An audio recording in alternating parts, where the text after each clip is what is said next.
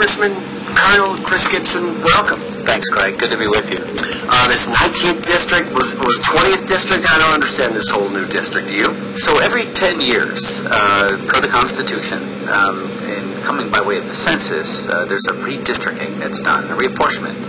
And attendant to that, the district that I represent, the 20th, about half of it I'll retain. And then half of it will be formed with a new area that will comprise 18th Congressional District. It'll be 11 counties and 165 towns. Wow, that's huge. Yeah, about close to 750,000 people. And yeah, it's. But you know what? There's even though each town has its unique history and attributes, there are general threads and themes that cut all the way across. This is the Hudson River Valley and the Catskill Mountain region, where agricultural pursuits are our main driver in the economy. So I'm very excited. The other thing is the watershed now will all be in one congressional district, so an opportunity to really work with local leaders to ensure we get good policies for the watershed. So being on the agricultural committee, these are issues obviously very important to New Yorkers. Let me ask about fracking, and let me ask about the Farm Bill. Yeah. Will the Farm Bill be passed in September? Is there any chance of it? I think there is a chance. I sure hope so. We have put a lot of work in it. Some very strong bipartisan work done, and I would point to the vote that came out of the committee, 35-11 on that vote, strong bipartisan support, and we have a number of very important initiatives that our office got into the bill, so I'm very concerned about us getting it done, because if, you know, by law, if it goes past the 3rd of January, you have to start over. When you have a new Congress, you start from, you know, a lot of the amendments that we put in the Farm Bill came from constituents, came from farmers. I would point in particular to Lindsay and Ben Shute. Lindsay, a leader in the Young Farmers Coalition. I just met with them recently over in Hudson at Columbia Green Community College. But, you know, very concerned that as proud as we are of our farmers, incredibly proud, the average age is 57. And we need to inspire a new generation to come to the farm. And we need policies that are conducive to that, and we got a good number of them into the Farm Bill.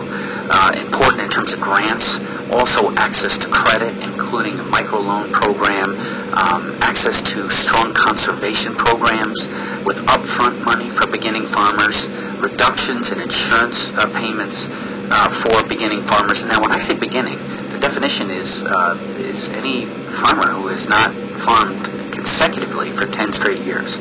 So yes, if you're interested in farming, these programs are for you, but also if you've just gotten started, these programs are also for you. And let me just say that that while that average age is 57, in Columbia County, for example, 45% of the farmers now are beginning farmers by that definition. Yeah, there's places like Hudson where you're seeing young farmers, folks that want to grow their own food and do it organically and live as a locavore, eating, you know, food that they grow. Absolutely. So you asked the question, where are we on it? It passed out of committee.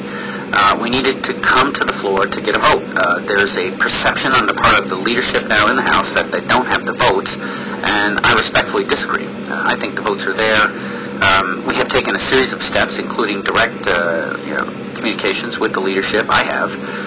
In addition to that, we have also sent a letter, many members, over 100 on that letter, asking for the Farm Bill to be brought to the floor. And then there's yet another step that several of us have taken, which is a more serious step, and that is an effort to begin a discharge petition for the House of Representatives. The way the rules work, basically the Speaker and the Speaker's Rules Committee control a lot of the flows, but there is a provision for the backbenchers that if we can get 218, if it was a full House, and we don't have a full House right now with some resignations, so approximately 214 individuals on a discharge petition, we can bring a bill to the floor. So myself, Mr. Briley from from Iowa, also Peter Welch, a friend, a neighbor up in Vermont, and Rick Berg. The four of us, 2 Democrats, 2 Republicans, are working a discharge effort to try to get this bill to the floor. You know, if we don't get it done by the 30th of September, we're looking at expiring farm policy. This is a very serious situation.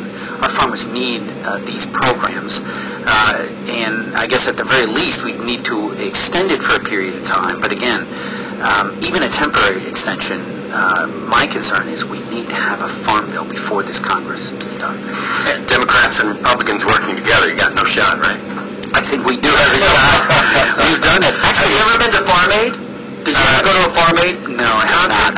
That was on TV, though, right? So I've seen. Yeah, it's always on TV. So I've not been to it, but love to go.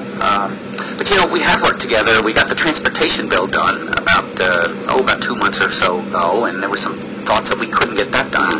Yet we worked together, and we got that done. We worked together on a number of things, including the student loan rate. Something we wouldn't be able to get that done, but we worked together and we got that done. So I want to see us do it. Let's get in the habit of providing good services for the people. Let's get good bills done, and including this farm bill.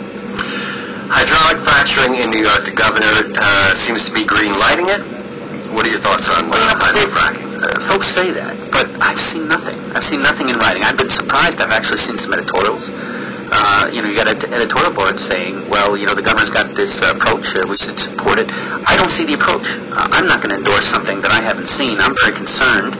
It may seem like a non sequitur, but I'm the author of the bill to ensure that our Vietnam veterans who were exposed, who were in the Navy, and who served between the shoreline and 12 miles off, that were exposed to Agent Orange, that they get presumed coverage. Now, if you served on the ground, or if you were in the reverie in the Navy, you get presumed coverage. But if you were offshore, you have to fight for that coverage. And we do, and we fight for them in our office, but they should have presumed coverage. And why is that related? Nobody thought in the 1960s that our government was purposely poisoning our troops, but we were. And when you look at even the Hudson River,